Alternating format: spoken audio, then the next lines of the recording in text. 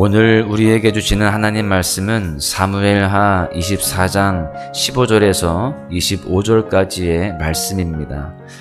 이에 여호와께서 그 아침부터 정하신 때까지 전염병을 이스라엘에게 내리시니 단에서부터 브엘세바까지 백성의 죽은 자가 7만 명이라.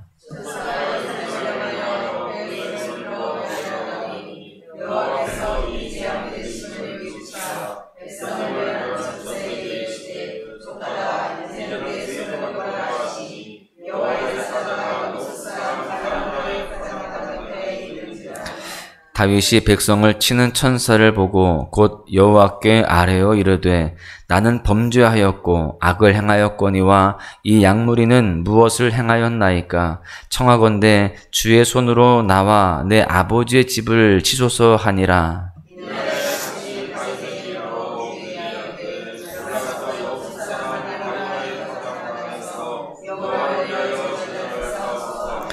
다윗이 여호와께서 명령하신 바 갓의 말대로 올라가니라.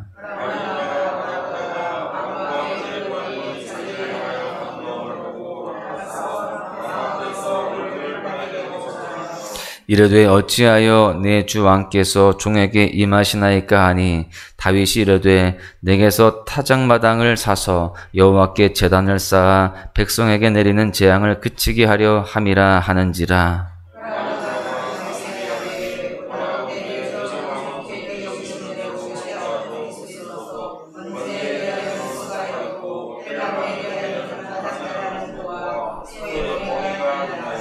왕이여 아라우나가 이것을 다 왕께 드리나이다 하고 또 왕께 아뢰되 왕의 하나님 여호와께서 왕을 기쁘게 받으시기를 원하나이다.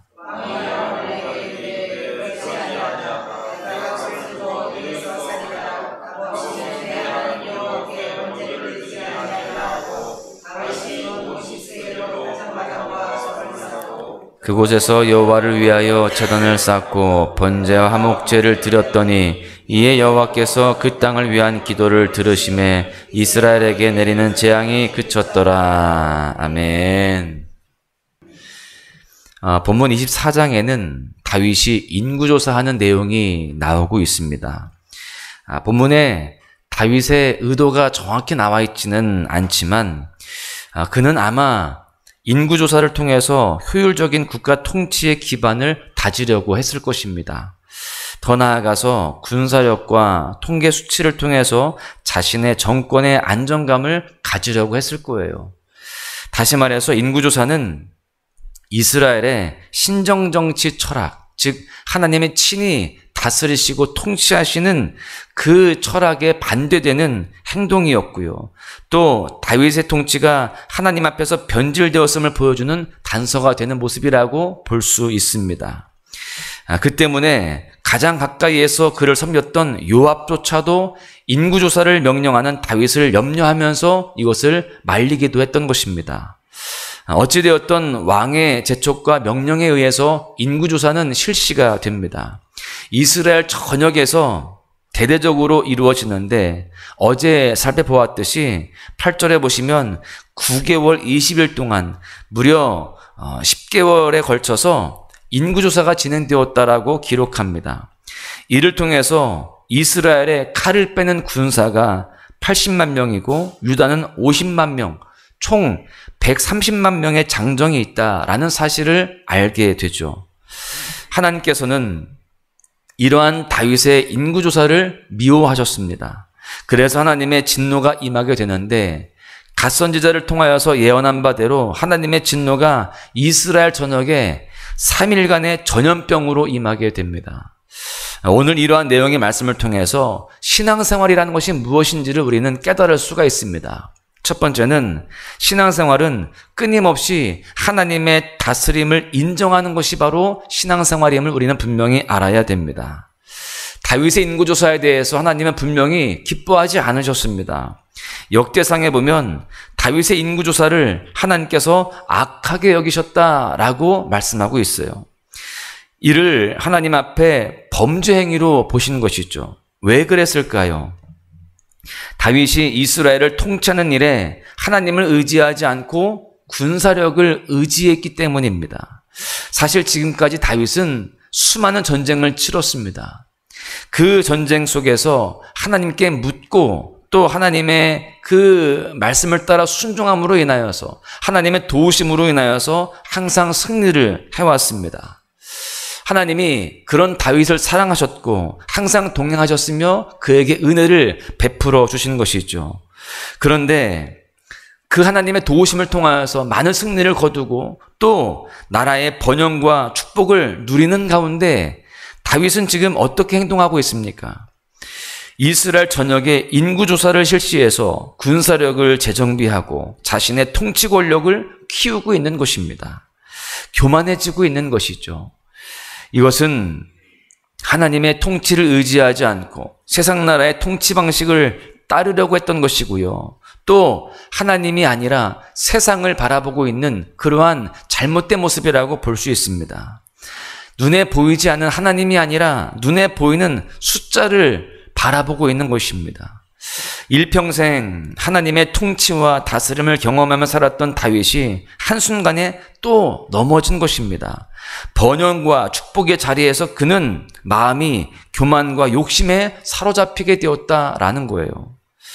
여러분, 신앙생활은 끊임없이 하나님의 다스림을 인정하는 것입니다.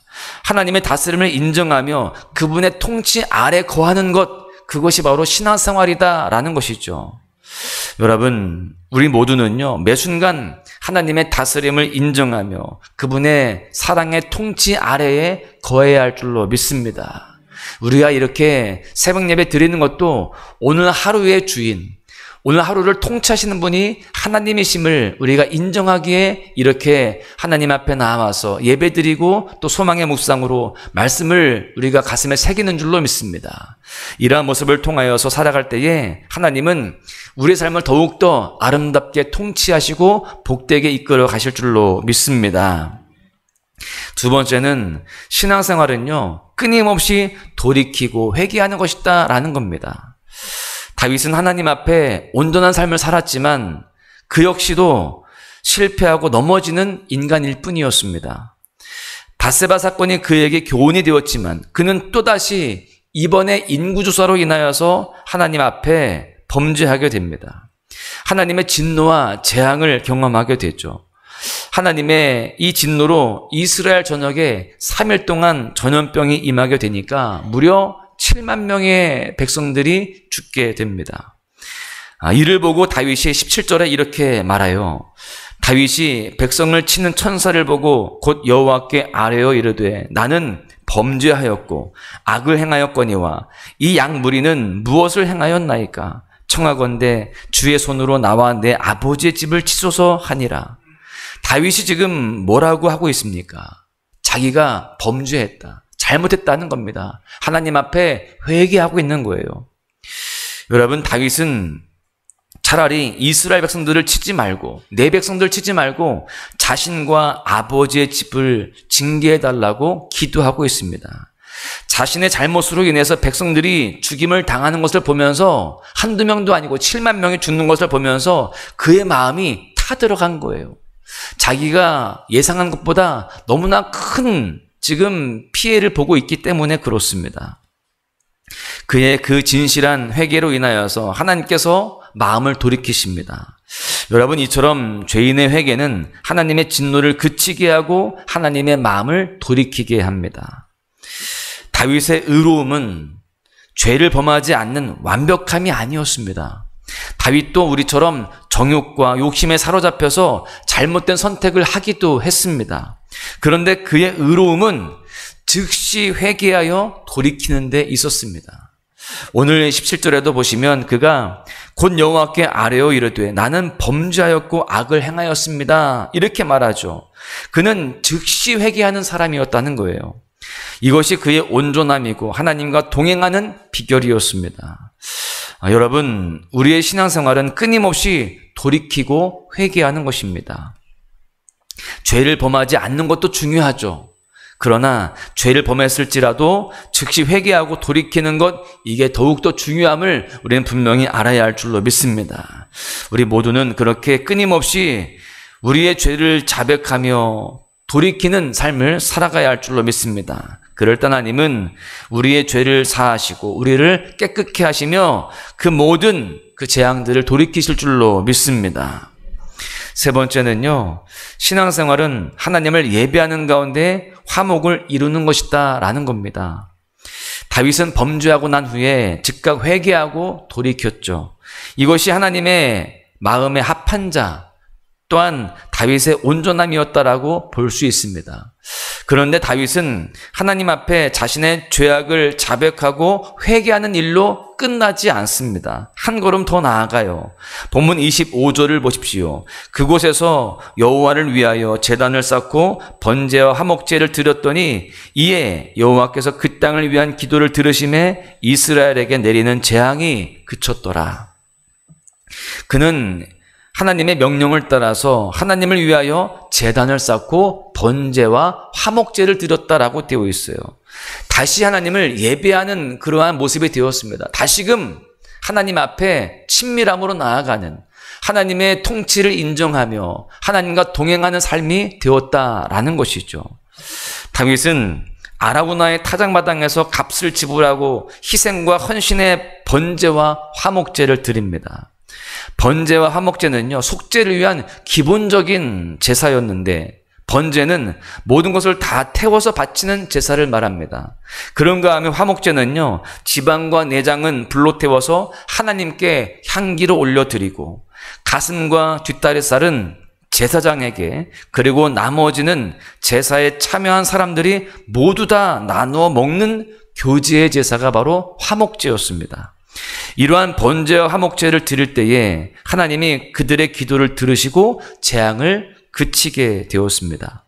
다시금 하나님과 화목의 관계가 회복되었다라는 것을 알려주고 있는 것입니다. 여러분, 이처럼 우리의 신앙생활은 하나님을 예배하는 가운데 참된 화평과 화목을 이루어 가는 것입니다. 이 화평과 화목은 하나님과 누리는 화평인 동시에 주변 이웃들과 나누는 화목인 줄로 믿습니다. 따라서 참된 예배는 하나님께 드리면서도 동시에 이웃과 함께하는 것입니다. 저와 여러분의 예배를 통해서 하나님과 참된 화평을 누리면서 그 화평을 이웃과 나눌 수 있기를 축복합니다. 그래서 우리는 이 예배를 드릴 때 하나님을 영화롭게 해야 되지만 이 예배를 통해서 느끼고 깨닫는, 또 결단하게 되어지는 그 모든 말씀들, 또 하나님의 모든 그 명령들을 삶 가운데 지키면서 우리가 모든 사람들과 더불어 화평하며 세상 가운데에 그 주님의 은혜를 증거할 수 있는 그러한 축복의 통로가 되어야 할 줄로 믿습니다. 결론의 말씀을 드립니다. 오늘 본문에 다윗을 보면은 그의 일평생 하나님의 다스림을 인정했지만 때로는 교만해서 넘어지고 실패하게 됐음을 깨달을 수 있습니다. 하나님을 신뢰하기보다 내가 내 인생을 경영하고 책임지려고 할 때가 있었다라는 것이죠. 우리의 신앙생활은 끊임없이 하나님의 다스림을 인정하고 그분의 통치를 기쁨으로 누리는 것입니다. 그리고 때로는 넘어지고 실패하더라도 끊임없이 회개하고 돌이키는 것입니다. 저와 여러분이 오늘 하루, 이번 한 주간도 주님의 다스림을 기뻐하며 그분의 통치 안에 거해야 할 줄로 믿습니다. 넘어지고 실패해도 우리가 죄를 자백하면 우리를 용서하시고 깨끗하게 하시는 그 하나님을 신뢰하며 다시금 실패의 지점에서 돌이키고 회복하는, 또 회개하는 그런 모습으로 살아가야 할 줄로 믿습니다. 더 나아가서 우리 모두가 하나님을 예배함으로 그분과 참된 화평을 누리고 그 화평을 이웃과 나누며 참된 예배로 하나님께 영광 돌려드리는 그런 삶을 살아가야 할 줄로 믿습니다. 오늘 하루도 하나님의 통치 가운데에, 하나님의 인도하심 가운데에 승리하는 우리 모두가 되시기를 주님의 이름으로 간절히 축원합니다. 주님의 그 모든 것이 내 삶을 가득 채우네. 내 모든 갈증과 필요 주 사랑으로 만족시키니